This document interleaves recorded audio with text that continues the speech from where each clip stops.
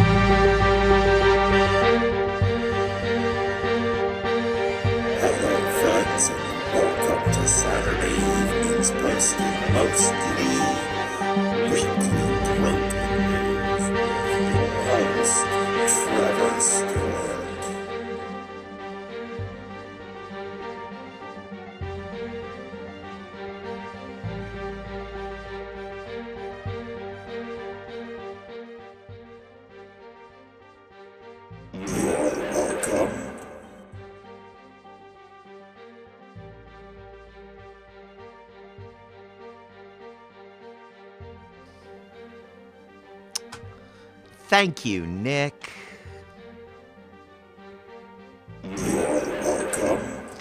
Hello, friends. Welcome back to Saturday Evenings Mostly presents Weekly Broken News with me, your host, Trevor Stewart 1308.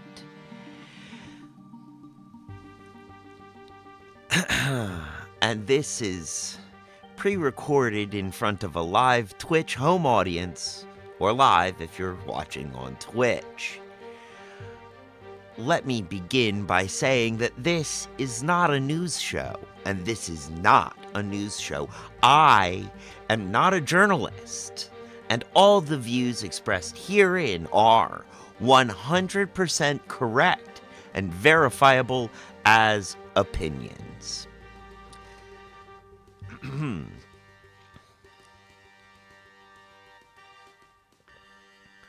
I would like to begin this evening with Merriam-Webster has now told us that prepositions are what we can end a sentence with. And if you stay tuned to the end of the show, I will be doing a list of all the prepositions alphabetically ordered in. Yes, I think I ended that a preposition with. And moving along to news. Mitch McConnell steps down as the Senate Majority Turtle, and in his farewell speech, he rambled reminiscence about how, when he started, not even Ronald Reagan remembered his name. Don't forget to insert Alzheimer's joke here. How times have changed, though. Now Mitch can't remember his own name. And moving along to something from MSN.com. Marjorie Taylor Greene schooled as she claims the Founding Fathers would have been considered Christian nationalist. Yep, she went there. In an exclamation on X and the response was wonderful to read. One such response was, quote, "All right, let's get this straight. Representative Greene's claim about the Founding Fathers being proto-Christian nationalists is not just wrong, it's dangerously misleading. The idea that these historical figures would support an ideology that blurs the line between church and state is fantasy," unquote. The founders were trying to escape and prevent the theocracies of the Dark Ages. None of the founders wanted to impose their religion on others, which is a key part of freedom, unquote.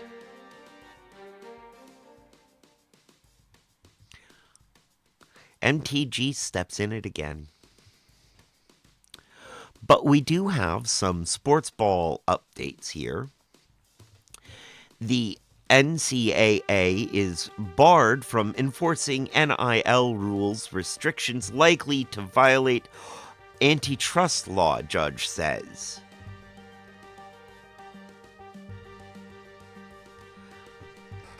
Quote, U.S. District Judge Clifton Corker said in his ruling the National Collegiate Athletic Association's rule prohibiting athletes from negotiating NIL deals during the recruiting process or while they transfer schools likely violates federal antitrust law and harms student athletes. The NCAA's policy prohibits athletes from signing NIL contracts if they are intended to sway them towards signing with one school over another.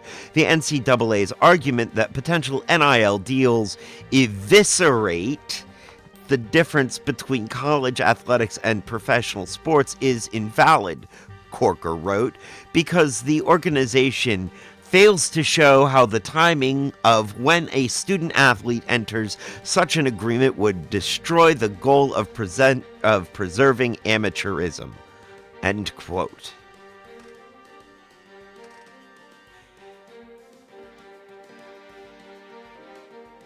I have never myself understood why athletes couldn't sign NIL, why college athletes couldn't sign NIL contracts.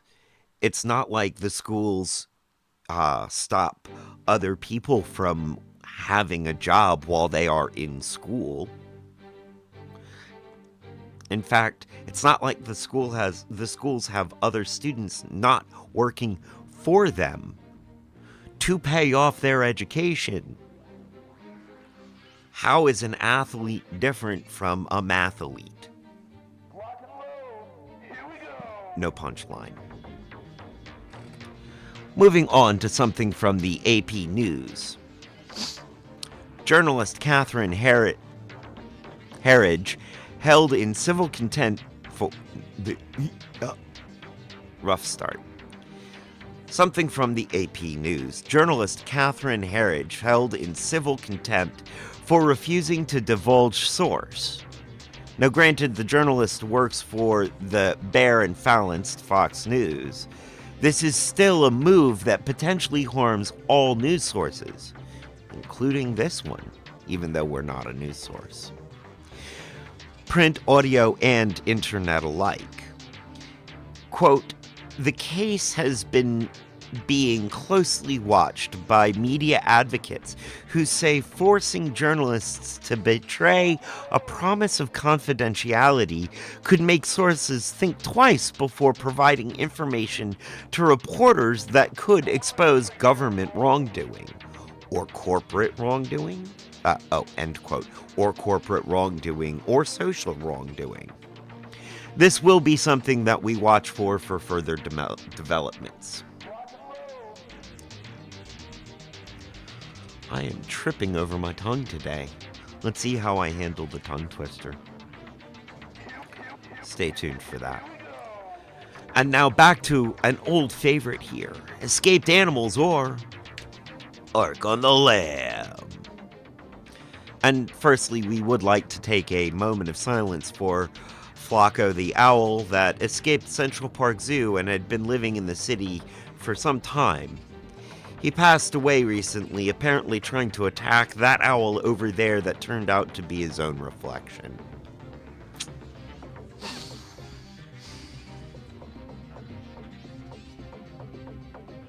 Thank you. And next up, too, from The Guardian. Italian province orders all dogs to be DNA tested in poo crackdown.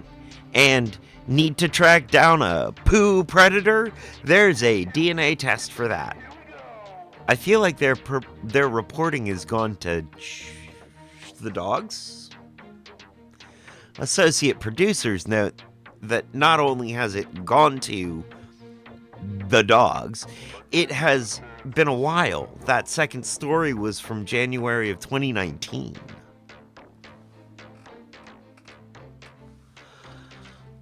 Moving on to a science alert in the animal section, because that's always something that's not terrifying. Scientists discover an ancient pattern hidden in the feathers of birds. Quote, according to an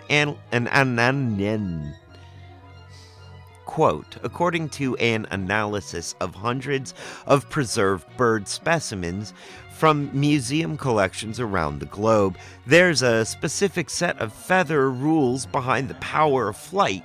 These newly discovered rules allow scientists to better predict which dinosaurs could fly too, as if the power of flight had been refined over hundreds of millennia of evolution. It may not be a perfect process, but it is a process. Last of all, from MSN.com, goldfish? Ask health professionals. Someone went to ask a health professional and asked, is goldfish good for health? No other information, no indication of if the question was about the smiling crackers or live goldfish. No suggestion on if there were health benefits to keeping a pet or eating a snack. Just that simple question in the health section and not the nutrition section.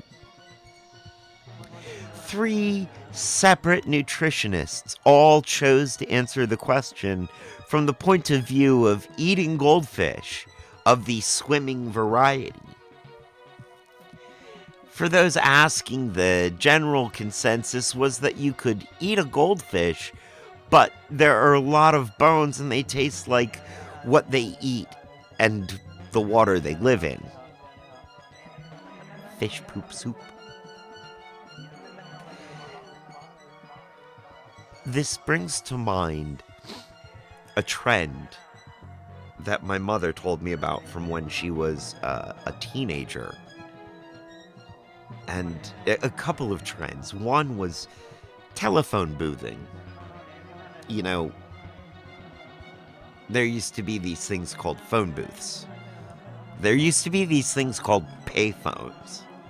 And before and after payphones came phone booths, whole phone boxes that you could fit into and close. And when my mother was a teenager, one of the ways of making their own fun was stuffing as many people into a phone booth as possible and closing the door.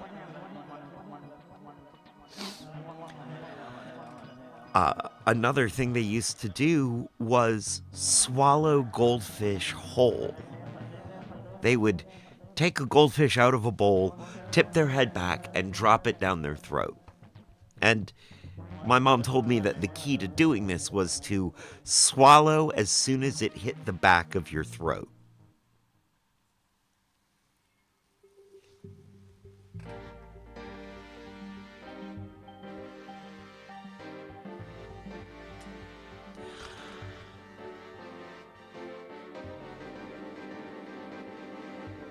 I need to move right along from that awful realization. Moving on to segment 3.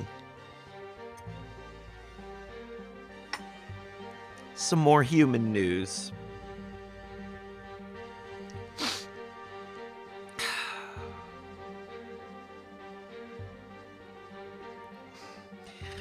Lockpick told me to go off script a little, see how that went. That's how that went, Lockpick. I blame you, Lockpick. I blame you.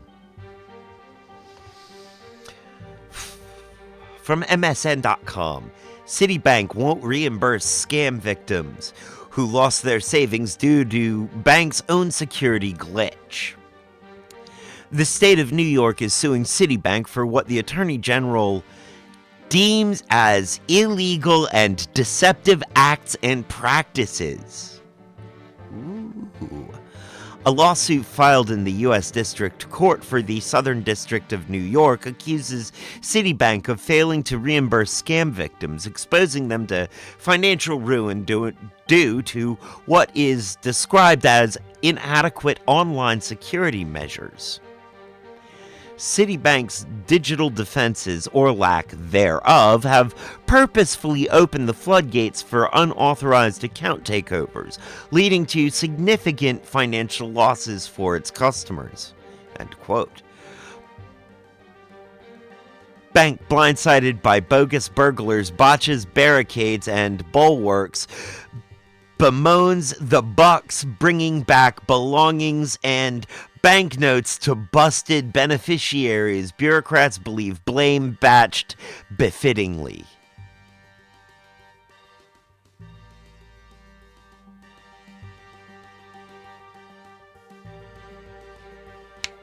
Nailed it.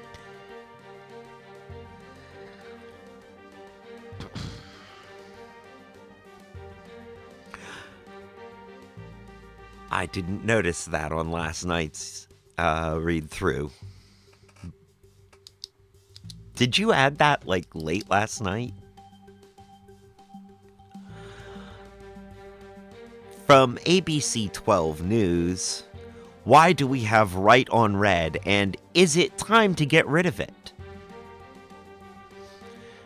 From the article, right on red spread across the country.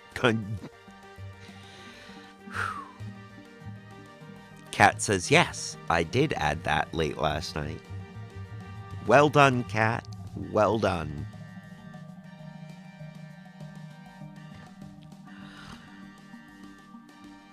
From the article, quote, right on red spread across the country in the 1970s in response to the Arab oil embargo against the United States and oil rationing. States introduced it as gas-saving measures.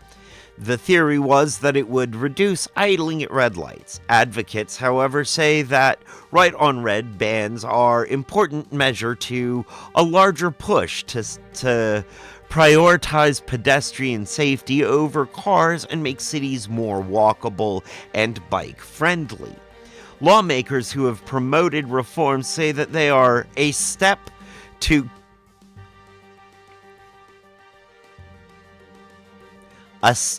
create safer and more accessible downtowns. A step to save pedestrians. With several major cities proposing changes to how right on red can be used in their areas, make sure to double check that your local rules haven't changed.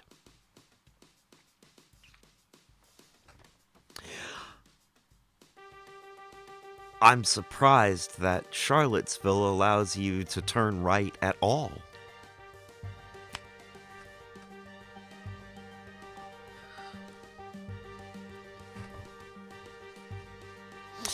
Moving on to something from the Irish Star. World's oldest unchanged brand changes packaging for the first time in a century. Quote, the classic Lyle's golden syrup tin was dubbed the world's oldest unchanged brand packaging by Guinness World Records in 2007. While the old one will continue to be used on Lyle's classic golden syrup tins, all full-size bottles and dessert toppings will have the updated version from this month, unquote. But don't worry, it'll still top your Yorkshire puddings brilliantly.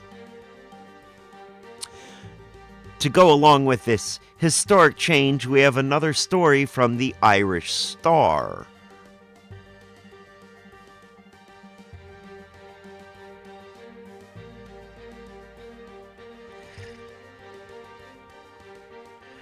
Kat says they do, referring to the last story before this, the Charlottesville.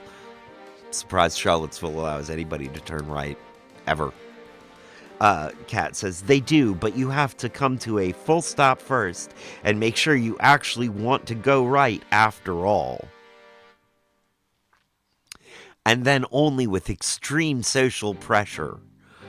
and knowledge that you will be a social pariah for turning right. But sure, you can go right in Charlottesville. They have a couple of bars for the rights.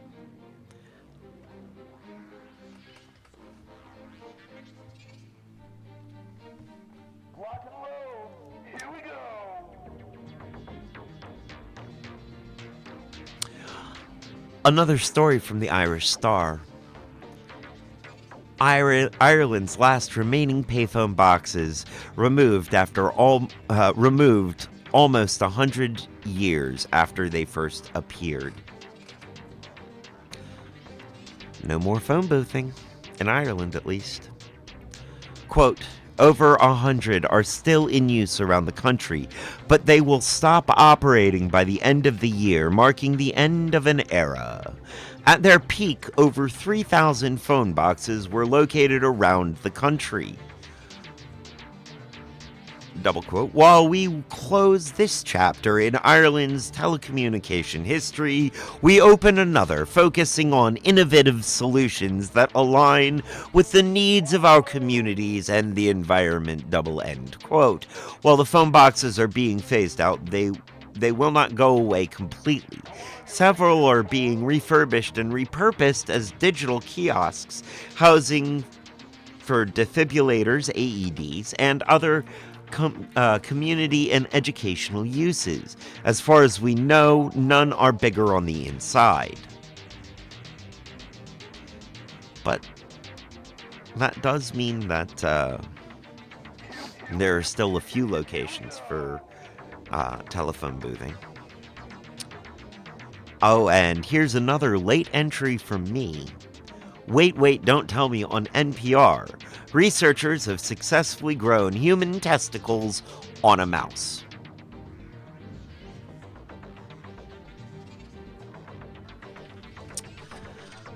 And now is the time in the show when we bring you a word from our advertisers.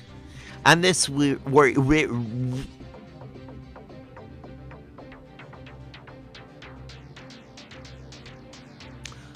And this week's word is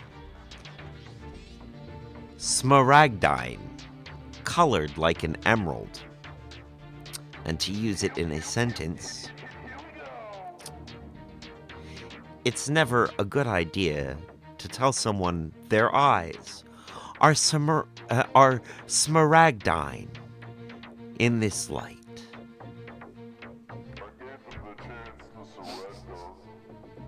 Kat says, Happy March.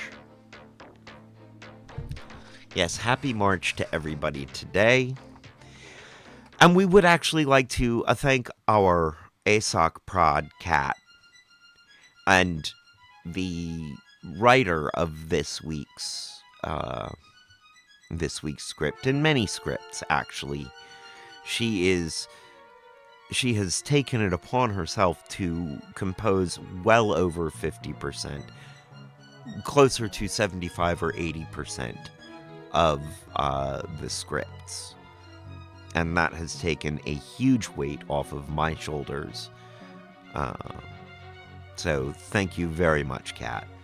We very much appreciate that.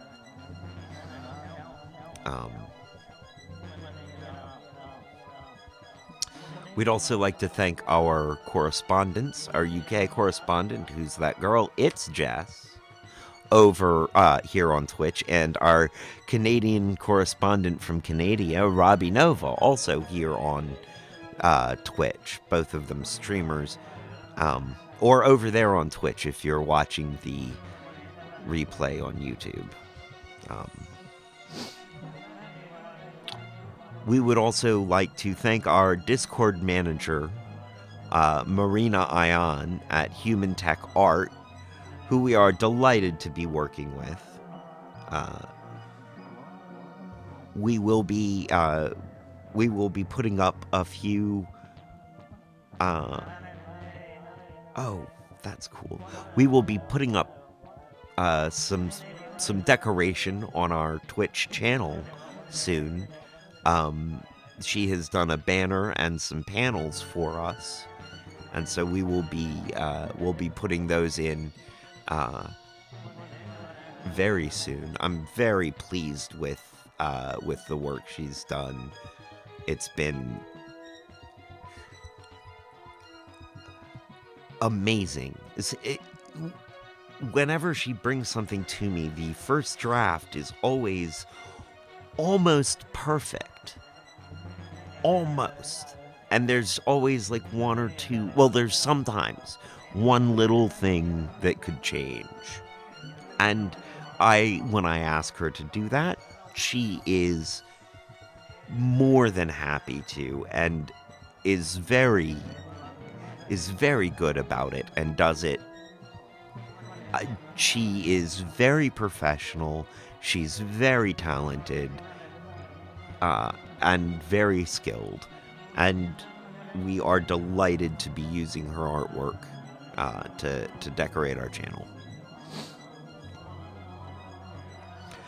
We would also like to shout out some dear friends here on Twitch, or over there on Twitch if you're watching this on YouTube. Angela, Deee Angela, our friend. Send Noodles, Moosies, Busy Bell, Metamorpheus, Sleepy Scrubs, Evie Something, Kiwi 007, that's KIEWI 007, Bex Bexy, Baby Groot, Shende 20, Ghoulish Cutie, DJ Lockpick, and the whole No Pants Sunday raid train. Retro Future Now, DJ Lumi 242, DJ Jadzia Dex, the amazing Wasabi, who is streaming right now here on Twitch as we speak. I'm actually lurking in her stream right now. And it appears that DJ Lockpick may be trying to join us for our next monthly General Chaos episode. He has asked to be a part of the chaos in the voice channel, so I think we can do that. I think we are gonna have some fun General Chaos with Lockpick. I would also like to take a moment to shout out a few YouTube friends as well. Go check out our talented friends, our music producer friends, Pans Delight and Paula Haunt, both of whom make some amazing tracks, some wonderful music there, as well as our friend Alec Bonkers, a visual artist and writer under the moniker Mango Pudding on Wattpad, who has started their Detroit Become Human playthrough over on YouTube, and I have been watching and enjoying immensely. The story to Detroit Become Human is very fun to watch. It is even more fun with Alec Bonkers as the guide. They are very funny, very dry humor a lot of the time. Very droll, very dry, very smart humor. And their art is beautifully whimsical. Their visual art that they create, and their painting videos and their art videos are just amazing. We'd also like to shout out Lucy 2001, who is a talented young actress from off the coast of Scotland. John Lewis, Jawn Lewis, a video essayist and dropper of truth with a brilliant and sly sense of humor. And finally, we would like to thank our friends.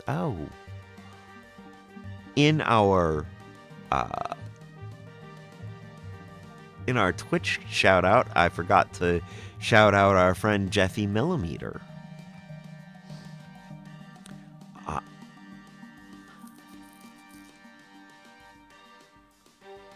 Yeah, over there on Twitch. Don't forget to check out and follow Jeffy Millimeter. And Dassen __. I did some work on revamping this, but I need to do more work on revamping this, apparently. Yeah. Alright, I'll make sure I go through that list and update it. We would also like to thank our dear friends who are on other platforms. Starting with our dear friend Oshay of Oshays Beautiful Things. Go check out all her beautiful things over at oshaysbeautifulthings.com. And North Yorkshire's own Jennifer Weston, artist extraordinary and dear friend, who sent me a recipe for a traditional Yorkshire curd tart that I might try to make. Even though it may be a little destructive on me but I'm gonna do it anyway. It's worth it. And our associate producer wishes to give a shout out to @FritzFishing on TikTok. Congratulations on reaching 10K followers. That is a big accomplishment. 10K is a pretty hefty chunk of followers there, FritzFishing. Good on ya. And the creators' merch sites that we might still have some updating to do. Who's That Girl merch over at store.streamelements.com/who's that girl. Dassen __ merch at store.streamelements.com/Dassen __ Akika Calde merch at streamlabs.com/Akika Calde/merch. Jeffy Millimeter merch is at emeraldbrandproject.com. The motto is 100% see into the future. Oshays Beautiful Things at oshaysbeautifulthings.com. DJ Lockpick at store.streamelements.com/lockpick, where you can get your No Pants Raid Train swag. And Retro Future Now at retrofuturenow-shop.fourthwall.com.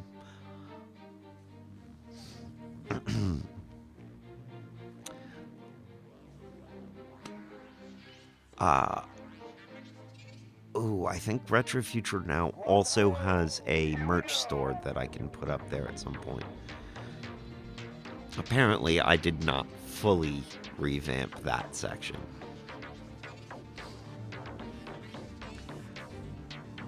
A little while ago, Kat pinned an announcement.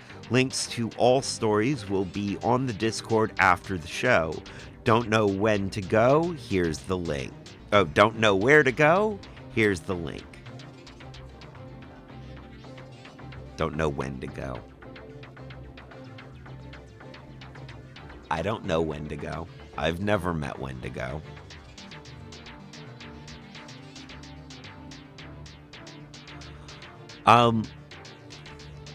DJ Lockpick, welcome in.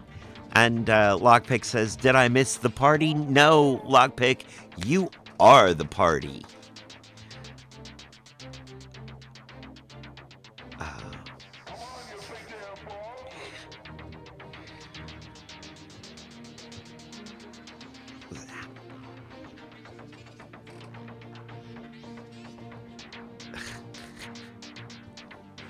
Lockpick says, hashtag be the party you want to see. All right.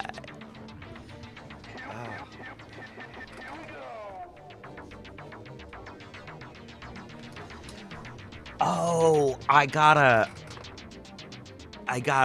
another hat.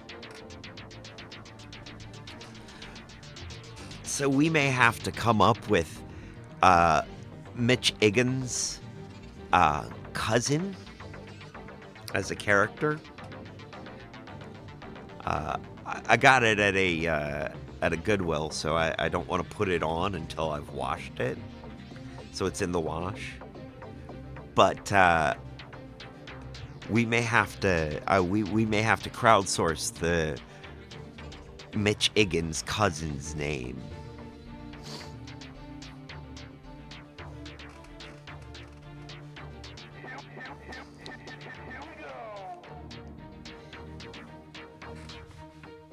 It just occurred to me, Lockpick, that if you go around being the party you want to see, you might get the cops called on you. Because if I knew it was going to be that kind of party...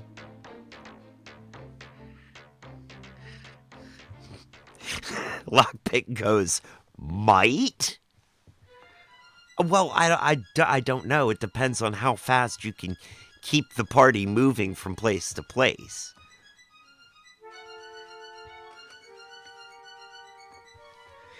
That's the key to evading the cops, is just keep moving. Not that I know how to evade cops, and I am not endorsing invading the cops at all.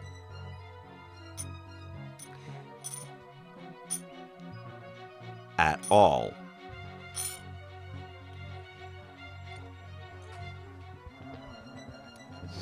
Think they bought it?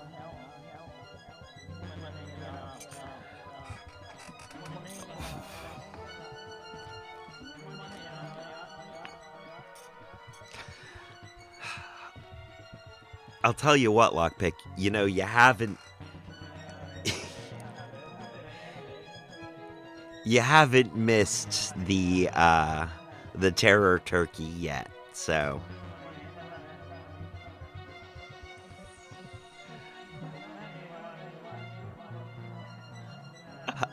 Lockpick says, I'm not endorsing this behavior. However, I hear a high-speed train party is the best way to do it if you really must.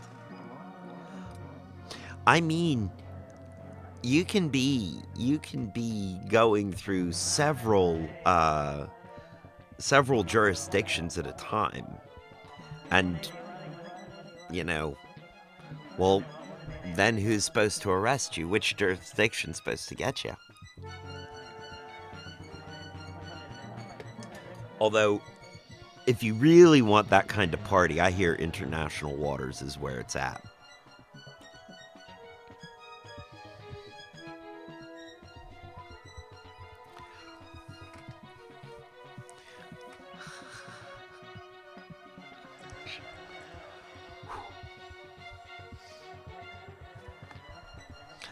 Serious face, Trevor.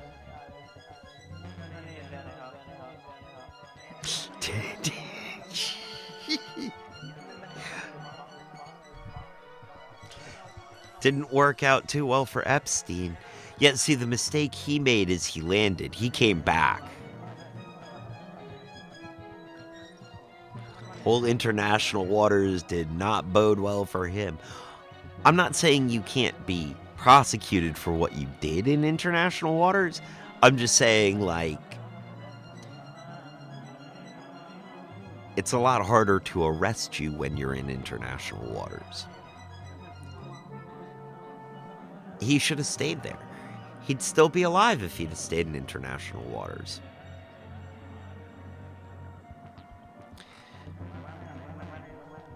Those who party in those waters stay in those waters? Yes. DJ Lockpick, yes. They are much like Vegas. Do you know that the one time I went on a cruise, I had a brilliant time, but I spent pretty much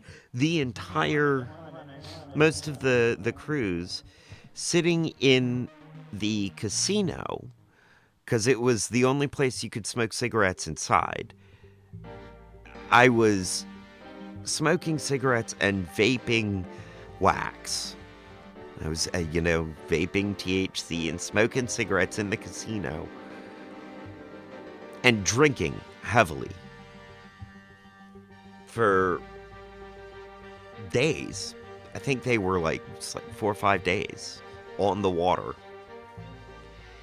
And in the casino, I lost a grand total of $21.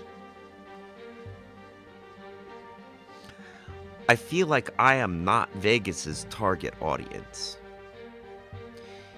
If I cannot lose more than $40, and I don't mean like I won a bunch of money and then lost a bunch of money and it came out. No, I mean like I just couldn't bring myself to gamble more than that amount because I was not comfortable with losing more than $21 gambling. I'm not Vegas's target audience.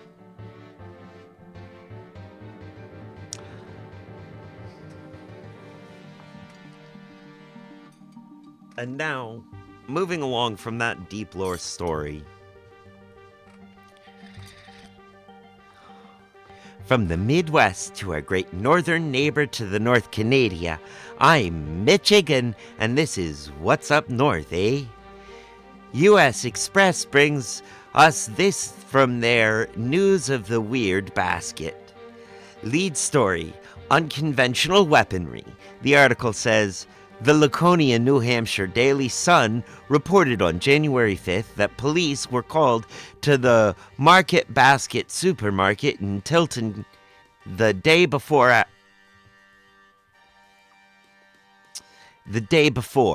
after a fruity fracas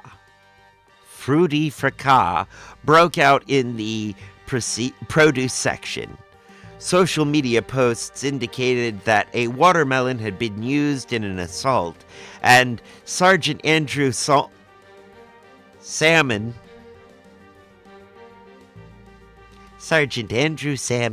of the Tilton Police Department confirmed that his department is investigating.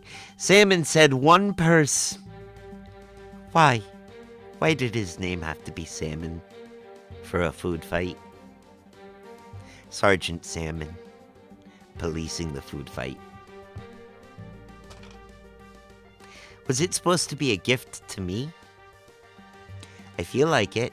I feel like it's Christmas.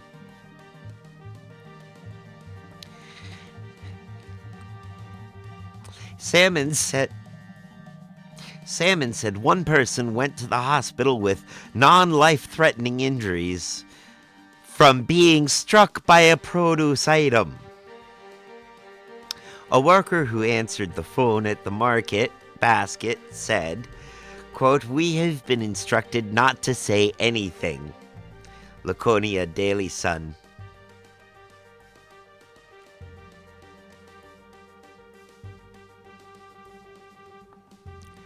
Why? Why'd they give it to Sergeant Salmon?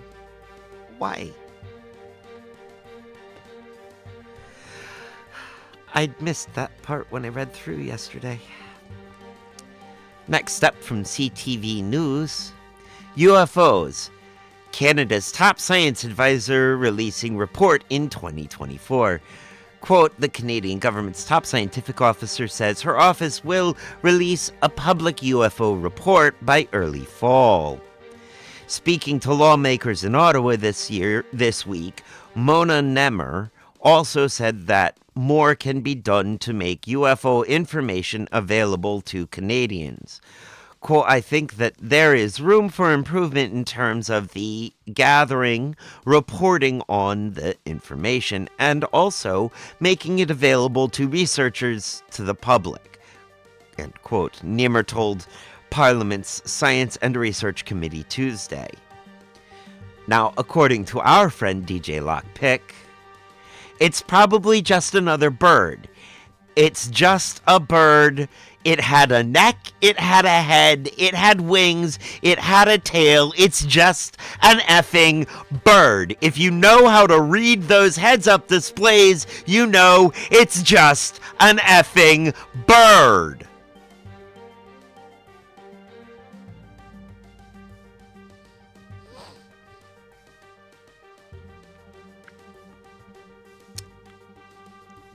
If you want this, from boingboing.net, Canadian terror turkey taken out with slingshot. No, nobody wants a terror turkey. That's only weakness is the weapon sticking out of Dennis the Menace's back pocket. No, we do not want that. But we will mention the story. You bet we will. Ho ho. Lockpick says nobody wins against a cobra chicken. Oh, cobra chicken. I don't know. Apparently a slingshot is the only weapon you can use against them. From the article, a turkey terrorizing locals in small Quebec town is finally taken out with a slingshot. Report media up north, Yvonne Oshays, mayor of Louisville, an hour out of Montreal, issued a public plea for a hero to defeat the marauding beast after it attacked a man in a wheelchair and menaced local children and sowed terror for weeks. Cobra chicken and drab peacock, not quite the same thing. Lockpick says we're going to hell for laughing at this. Oh, yes, we are. Oh. What can I say about that? Except that also from the article, the caption of the photo of a mean mugging turkey. Quote, they would destroy us if they could, and we would deserve it, end quote.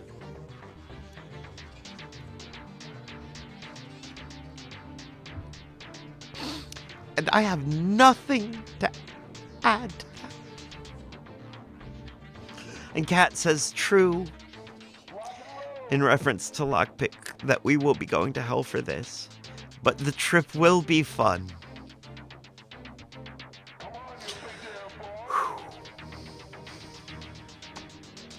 You wonder if it was the turkey, the terror turkey, that they were following on the, with the UFO sightings? Because in that case, why didn't they open fire and get rid of it then? Oh wait, they don't have slingshots.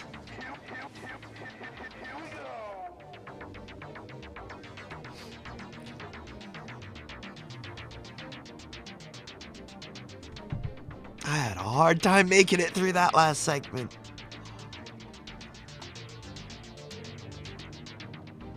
At least it wasn't the fear turkey, says Kat.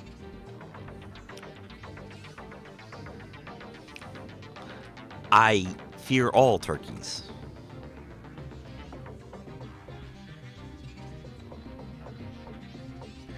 Lockpick says, I should find you the video of the guy who breaks down the video and shows that it's just a bird flying low over the water. It's a really good quick lesson in the tracking information around the screen. That would be interesting. You know what? I'm not exactly sure when our next General Chaos Saturday is, but yeah. Yes.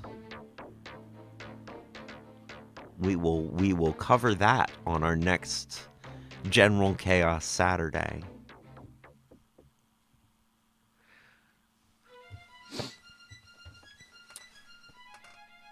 All right. Let me put on my serious face because we are moving on to the next and serious segment, the war on education.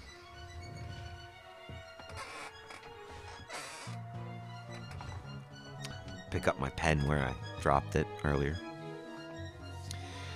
So yes, the war on education. First up from MSNBC.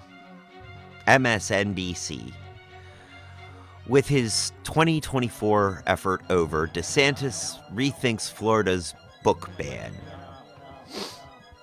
Well, rethinking kind of implies that DeSantis is acknowledging that he was really wrong.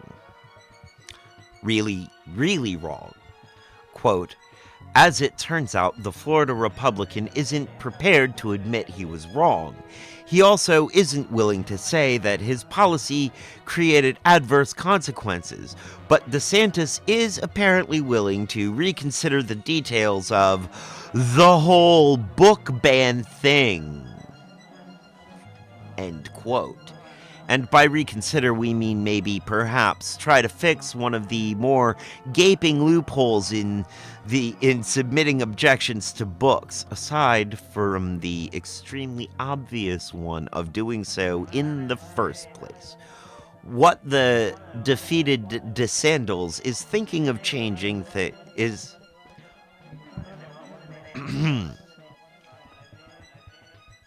What the defeated DeSantis is thinking of changing things to remove the possibility of someone without a student in a Florida school from objecting to books at schools and turning education into political process. The ending line from the article is on point.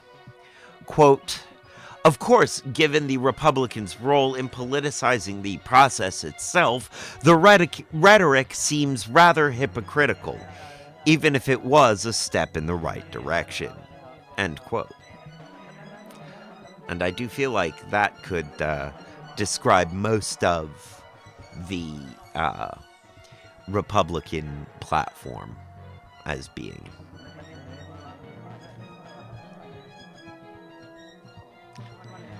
Is being a preposition? I am trying to, I'm ending sentences, prepositions with. I'm ending as many sentences as possible prepositions with.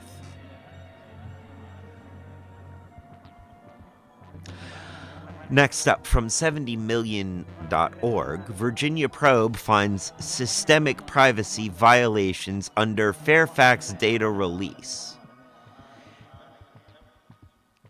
Nothing good ever starts with the phrase Virginia probe finds.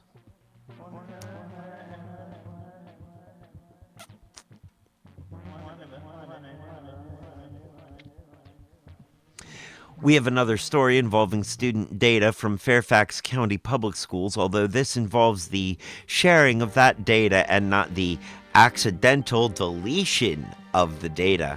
Fairfax County Public Schools, Virginia's largest district, has a system-wide problem protecting its students' privacy. The state education agency said Friday, calling for additional training of its staff it said were either not aware of the precautions that should be taken or weren't sensitized to the issues. The finding stems from a complaint brought by a Fairfax parent and a special education advocate in December after she inadvertently received data on roughly 35,000 students, including special education records, confidential legal memos, and mental health conditions. End quote. The records included everything, like everything. The litigation-busy school district has until March 25th to either appeal the findings or complete yet another corrective action plan. Like other corrective plans that they've had to do and have failed to do correctly implement. The district has also been ordered to not only provide a list of all students affected, but also verify that parents or guardians have been notified. Oh, and the district must also submit monthly progress on its implementations and recommendations of the independent investigation Superintendent Michelle Reed launched following the 74's reporting. The state noted the article in its response to the district. March will be a busy month for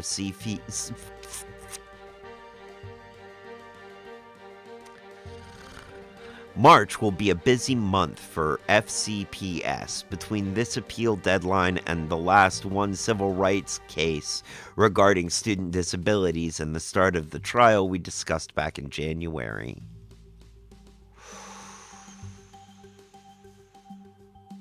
Ooh. Yeah.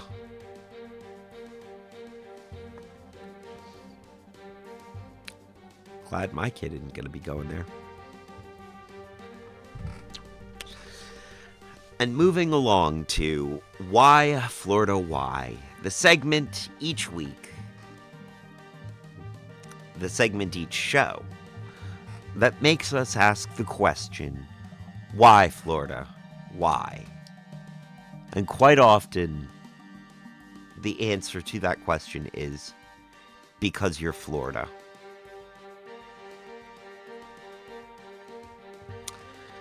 First up, from MSN.com, Florida Surgeon General defies CDC recommendations as measles cases spread in state. Quote, 2 Florida children have contracted measles after the state's top health official defied federal guidance to contain an outbreak at an elementary school. In a letter Tuesday, Florida Surgeon General Lapedo said Manatee Bay parents and guardians could decide whether or not to send their children back to school, a statement that conflicted with federal and medical professional recommendations that children from the school should remain at home to prevent the spread of measles, end quote. And Lockpick says, if only we had a vaccine for measles. Yes, if only we did.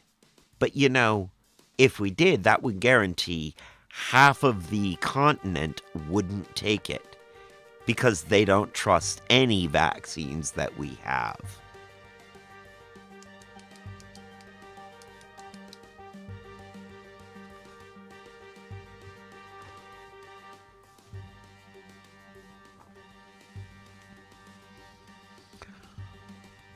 Yes, Lapedo is a DeSantis appointee and appointed in 2021 in part because of his vocal opposition to COVID-19 vaccine mandates and school closures. And I have a feeling that nothing good ever happens in Manatee Bay. I haven't looked up Manatee Bay yet, but I have a feeling that it's the leading area for manatees being run over by jet skis.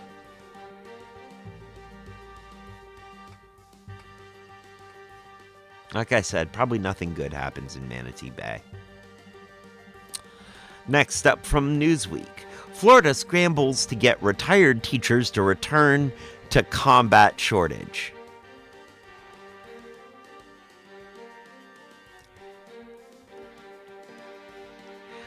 I did not read the shortage at first. What I saw was Florida scrambles to get retired teachers to return to combat because teaching in Florida is like combat.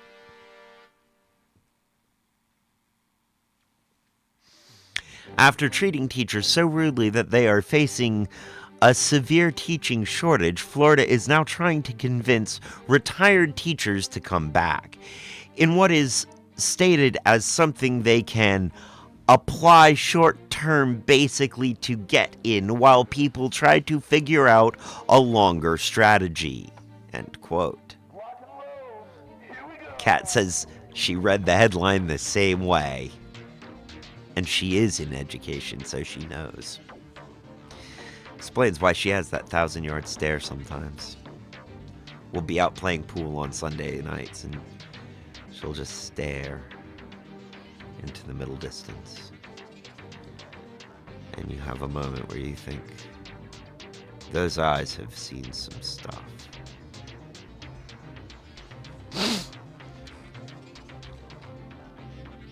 Basically, there's a retirement program that requires teachers to wait 6 months before being employed again. And the state wants to remove that waiting period so retirees can come back sooner. Again, they want teachers that have been being treated badly to return because so many have been left for being treated so badly.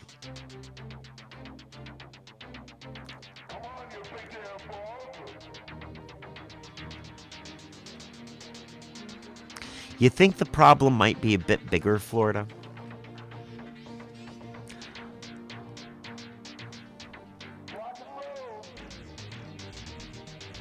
Think you might need to change up top and not down at the bottom? Anyway, moving on to something from the Chronicle.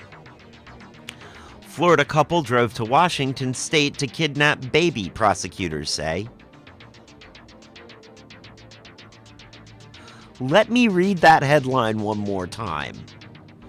Let me not just breeze past any of that. Florida couple drove to Washington state to kidnap a baby. That's a long way.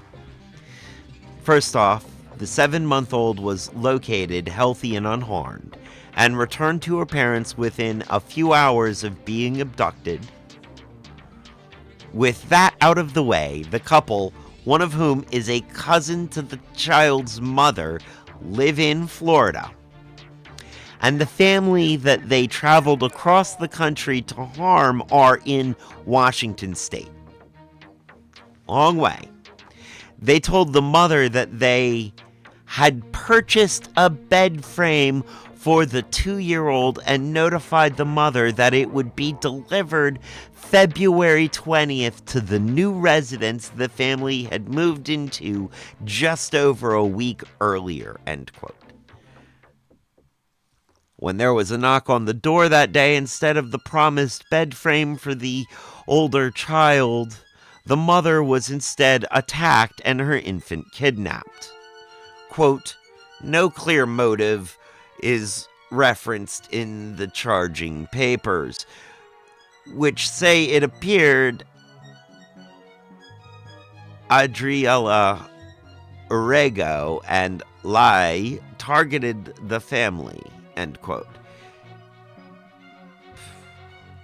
Because they were known to the defendants and known to have children, double end quote. The kidnappers are currently in jail waiting for their March 7th court date.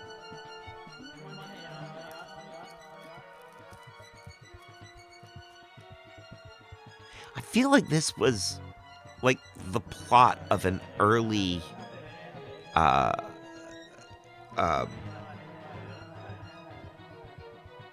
my goodness, his name just ran away from me. Just total senior moment there.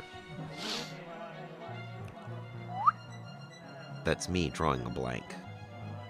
Nicolas Cage. Feels like an early Nicolas Cage movie. Raising Arizona. I don't know why that feels so Raising Arizona. An early version of Taken.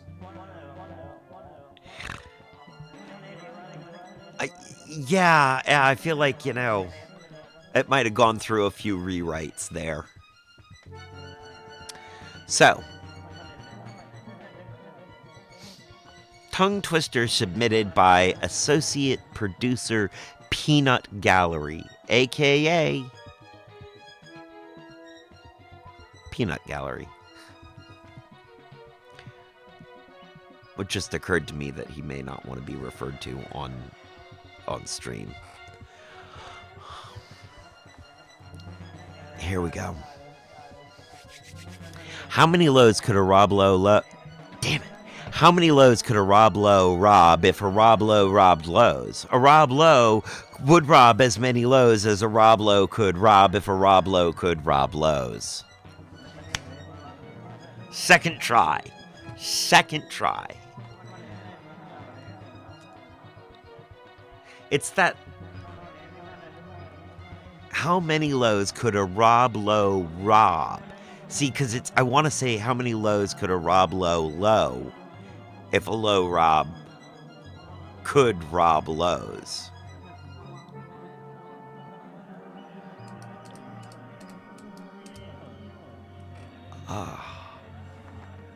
That's a completely different tongue twister.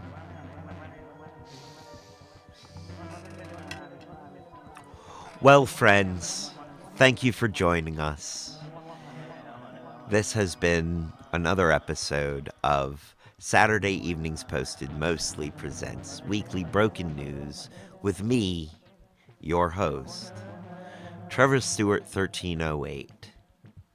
And as they say around here, 2 up, 2 down, VA, double deuces. I'm out, y'all. Don't forget to stick around for the raid. Not entirely sure who we're raiding yet, but stick around for the raid. And also come back tomorrow, same Trev time, same Trev channel for something else. Don't know yet. But tomorrow we will most likely be raiding out to the Sunday No Pants raid train because hey, Robbie Nova just showed up in stream. Hey, Robbie. But yeah, our Canadian correspondent from Canada.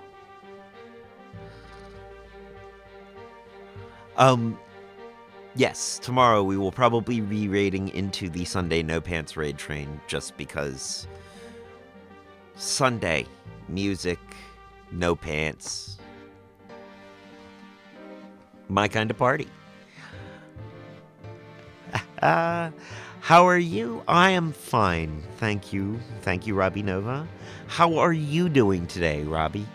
Robbie Nova. I want to get that right.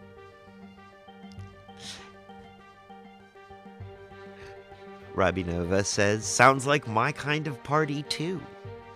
It is a lot of fun. The Sunday No Pants raid train is a lot of fun. Great music, great people. Put together by DJ Lockpick. And DJ Lockpick is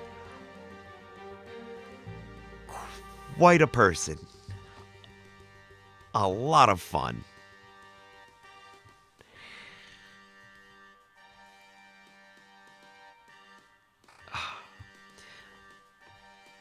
Robbie says, you got it right. I'm doing good.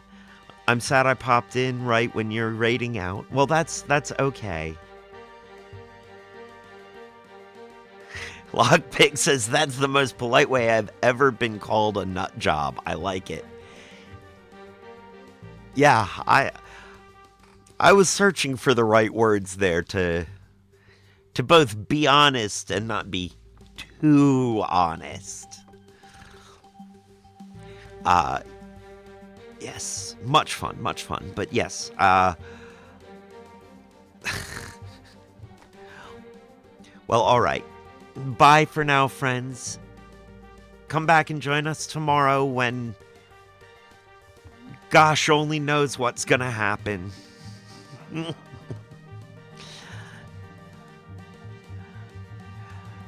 Stick around for the raid.